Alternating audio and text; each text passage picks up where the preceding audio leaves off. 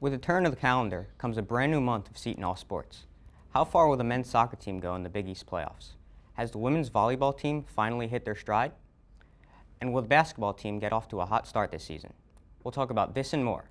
I'm Pat Corsello, and this is Hall Talk.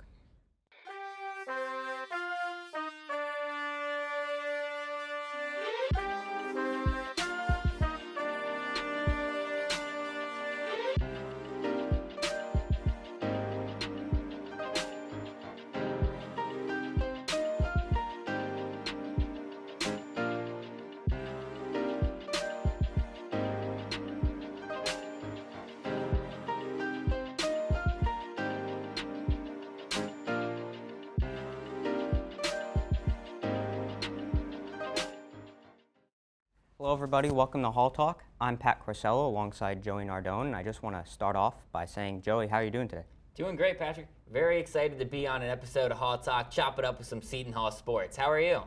I'm pretty good, excited to do the same, and I think we should get started here with some men's soccer. So the men beat Providence last week to clinch a spot in the Big East playoffs. And I believe you called that game, so just tell me how it went from your perspective. I heard it was kind of an aggressive game. Yeah, definitely an aggressive game.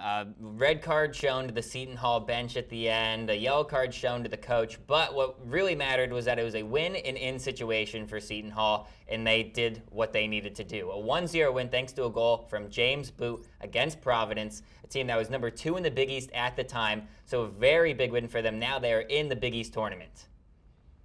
And they traveled to D.C. to face the number 1 seed in Georgetown. So what did the men need to do to come out as the number 8 seed and upset Georgetown as the number 1? Yeah, number 1 seed in the Big East, also ranked number 7 going into the last week of the tournament. And it's going to be hard because they are the underdog, Seton Hall, but they were ranked 23 earlier this season, so they're not too far away from that. They know that they're in contention there. It's the Big East. You're in the playoffs. Anything can happen, especially as the number 8 seed. And you're looking for some players maybe to step up, and you never know, you might have an unlikely hero. Still being the number 8 seed against the number 1, do you think this is an uphill battle for the Pirates as they're ranked as the lowest seed in the Big East tournament? Or are they all right being that last seed? It absolutely is an uphill battle, but it's also something that Seton Hall is not uncommon to. That's the Seton Hall Pirate way. It's being the underdog, being the scrappy team that's going to get that win no matter what. And you beat Providence, who's number 2. They also beat Georgetown earlier in the season. So you know that this Georgetown team is not perfect and that there is holes in them and that Seton Hall might be able to exploit them. And do you think that Seton Hall should rely on their captains in this game? You mentioned James Boot before, so do you think they should rely on guys like their captains, or should they all play as equals here? I mean, James Boot, an amazing player, tied with leading the team in goals, I believe, with Andre Borg, and they both have put on an offensive display. And it's interesting because James Boot plays more of a defensive midfielder role, but time and time again, he comes up into the offense and gets the job done. And it's really important that you're also going to see a big game from Andre Borg. He is very important in chance creation. He does a lot of work off of the ball that goes unrecognized, but he also is a magician on the ball and does a very good job getting plays in, annoying the other team, really. He's like a gnat that flies around the other team, and that's what really drives him crazy. And he's great at delivery and great at service, though. So yeah, you mentioned Borg and Boot, the leading scorers on this team, and they're also the oldest players, so I think you would probably rely on them just a little bit going into this because they do have the most experience, Borg being a 5th year and Boot being a graduate student. But let's move on to women's soccer now. So they lost to UConn last week, which unfortunately ended their season and eliminated them from Big East playoff contention. So I just wanted to assess their season, and Joey, how would you assess their season for the women, and what do they need to do to come back stronger next season? So for the Seton Hall women's team, I think you're pretty happy with how the season went. Of course, you're disappointed. You were in another win-and-in situation for the last game of the season, where if you won that game, you were in the Big East tournament. Now, unfortunately, they could not get that done, but I still think you look back on the season as a very big improvement from the one prior. I mean, you look at a player, especially like Natalie Tavana. She led the team in goals last year, and I believe she only had 3 or 4. This year, she won Big East Offensive Player of the Year with 12 goals.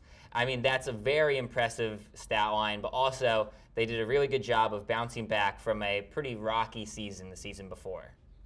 Yeah, so you talked about Natalie Tavana winning the Big East Offensive Player of the Year yesterday.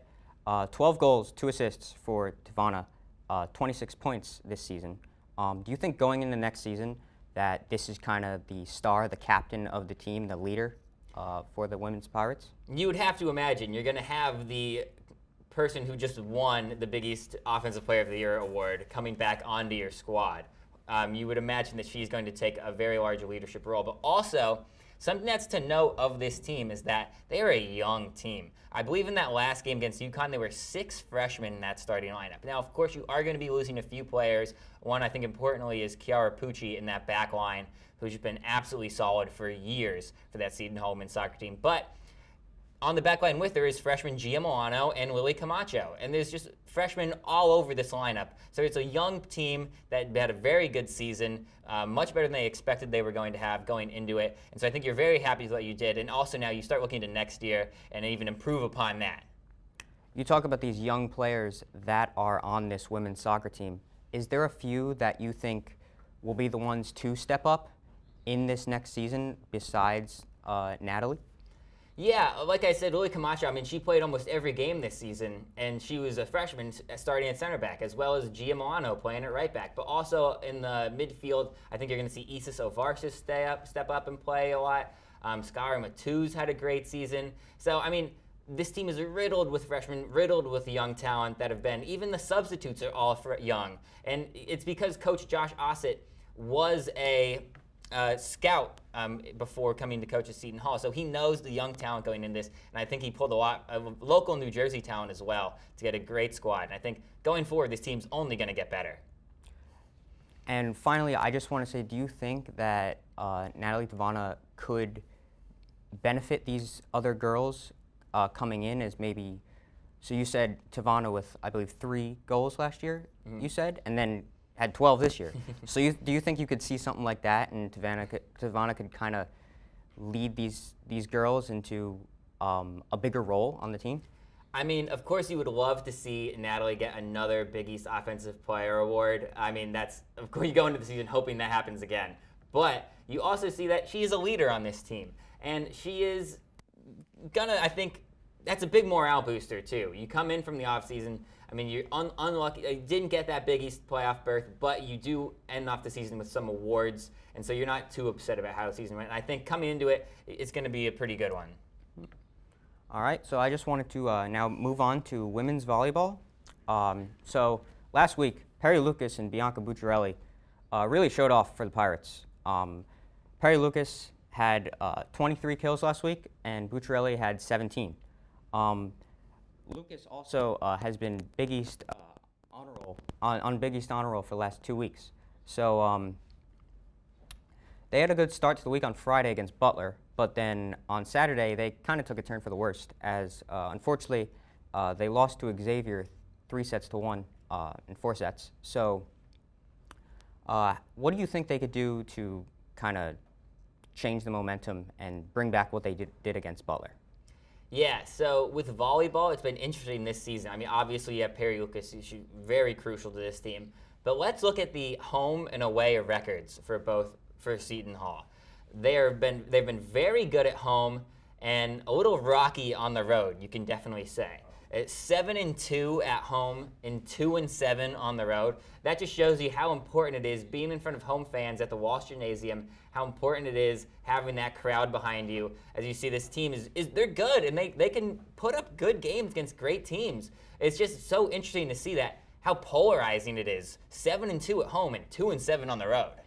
Yeah, it really means something. It really tells you how much the Walsh Gymnasium can work out as a home court advantage for the Pirates. But Joey, how much, you've been here longer than me as I'm a transfer, so you've been to Walsh Gymnasium a lot more times than I have.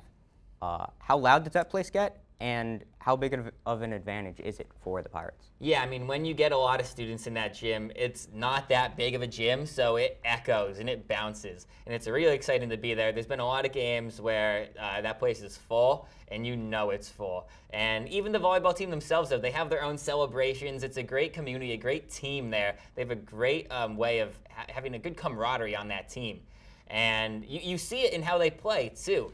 And when they're at home, they're obviously more comfortable on the ball and their plays when they are home. And so it's interesting. Walsh Gymnasium is a very fun place to be at when it doesn't matter what sport it is, especially volleyball. Great games to go to. And finally, for the volleyball team, they've been kind of going between the 4 and the 6 spot in the standings. Marquette is currently the number 1. How far do you think that we can see the Pirates heading up in the standings by the end of the season? There is 6 games left for them to do so. And I just want to add that 4 of those are on the road. Yeah, so like you said, 6 games left, but 4 on the road. Hopefully Seton Hall maybe can turn their luck, turn the tides a little bit with their record on the road. And I think they will secure a Big East playoff berth, though. Well, I hope so. So let's move on to men's basketball now, who is probably the biggest sport here at Seton Hall. So they faced NJIT in a scrimmage last week.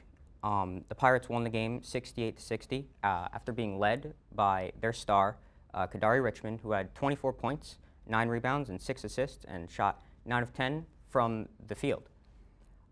So we open up on Monday against St. Peter's, which is Shaheen Holloway's old team. So Joey, what do you think we could do to make sure we get that win against St. Peter's? Yeah, first off, let's go back to NJIT and talk about that game, because Seton Hall came out of the gates a little rocky. The boat was shaking a little bit. They were down for a while. The lead was going back and forth for a bit. And for a program like Seton Hall, not to disrespect NJIT at all or anything, but you were expecting Seton Hall to kind of cleanly sweep there. And you didn't necessarily see that. And you saw the coach's reaction after the game. He was not that excited. But now let's move on and talk about the coach's former team. Going up against St. Peter's, it has to be an exciting thing to do. Definitely a game that's circled on the calendar, and it's the first one. I mean, you can't draw the script up more Hollywood than that. It's going to be exciting. It's going to be crazy. You're going to see how this Seton Hall team is going to go against a strong opponent, yes, but also the narratives behind it are riddled. You can write a book about it. So we do have some new players coming onto this team for the Pirates. We have 2 transfers. We have Elijah Hutchins Everett, who is a center. He's a more offensive center, likes to get in the play. And then we have Jaden Bediako, who is also a center, and is more of a gritty, big body player who likes to use his toughness and his physical presence to play the game. So as transfers, and also freshmen coming in, we have Isaiah Coleman, who is an athletic wing. And I'd be short to mention Dylan Adewusu, who he's a guard transferring in. So for the transfers and the freshmen who have never played at the Rock before, what can they expect? And people like myself, again, who's also a transfer, who hasn't been to a game at the Rock, what's the environment like? Yeah, I mean, for you, I recommend get a seat in the student section and enjoy, because they're always fun. And you're playing at an NHL hockey team's arena. That place is big. The Prudential Center is a fun place to be at. And when it's full, it's loud, it's fun, it's always a great time. But for those transfers coming in, you have a lot of them coming in from schools that are also in your conference. So you're going to be seeing a lot of matchups of players that are playing against former teams. And this season, despite what you can say about the Seton Hall team going into it, how they've looked in the preseason, you cannot say it's not short of narratives to talk about or storylines to follow, because there's going to be a lot of heartbreak and seeing former teammates going up against old teams. Every year. And it's like that all the time, though. That's Big East basketball, and it's such a competitive division. And you love to see that Seton Hall is going to have a competitive team here. And yeah, you're getting a lot of new players, some freshmen, but it's also Shaheen Holloway's second season as coach. You're going to see them play more his style, get more of his ball involved there. Yeah, so you mentioned transferring from inside the Big East Conference. Dylan Adewusu transferring in from St. John's, so that'll be interesting to see what persuaded him to come to the Pirates, and I would assume it's probably Shaheen Holloway because he's very good at that and has been known for that.